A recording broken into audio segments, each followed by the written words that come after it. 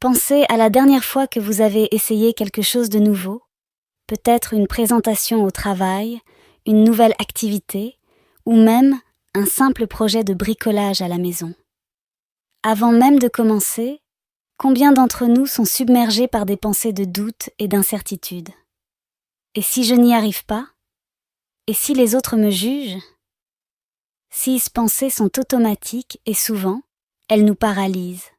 Ce mécanisme est tellement enraciné qu'il peut sembler presque impossible de s'en défaire. Maintenant, comparons cela à des pensées positives.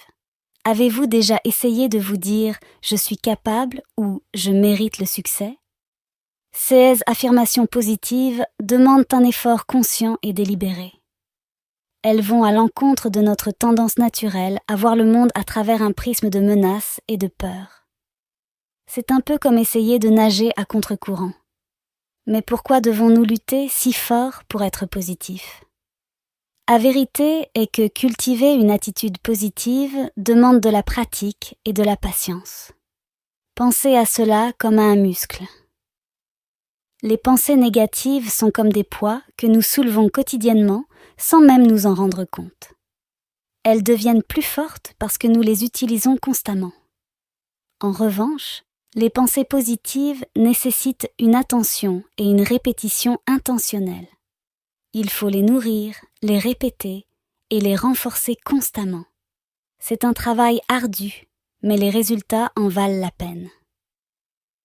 Mais pourquoi persister dans cet effort ? Pourquoi ne pas simplement accepter la négativité comme notre état par défaut ? La réponse réside dans les incroyables bénéfices d'une attitude positive. Une perspective positive améliore non seulement notre bien-être mental, mais elle a aussi des impacts tangibles sur notre santé physique. Des études montrent que les personnes qui cultivent la positivité ont une meilleure résistance au stress, un système immunitaire plus fort et une plus grande satisfaction dans la vie. En d'autres termes, être positif nous rend plus heureux et en meilleure santé. Alors, comment pouvons-nous commencer à cultiver cette positivité ? Le premier pas est de prendre conscience de nos pensées. Il est important de reconnaître quand une pensée négative surgit et de ne pas la laisser prendre racine. Cela ne signifie pas ignorer les réalités ou les défis de la vie, mais plutôt choisir de ne pas se laisser submerger par la négativité.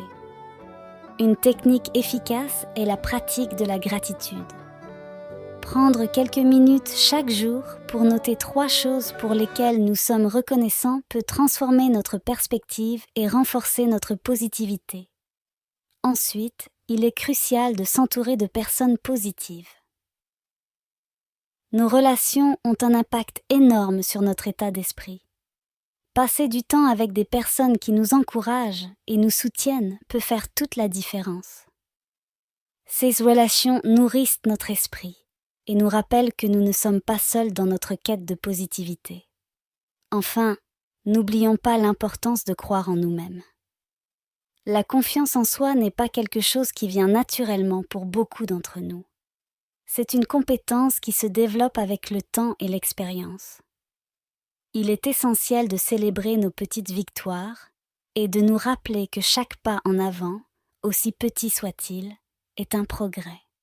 La croyance en soi est le fondement de toute attitude positive. C'est la voix intérieure qui nous dit que nous sommes capables, que nous avons de la valeur et que nous méritons le succès.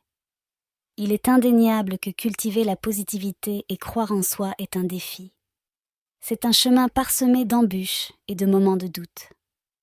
Mais c'est aussi un chemin rempli de croissance, de découverte de soi et de transformation.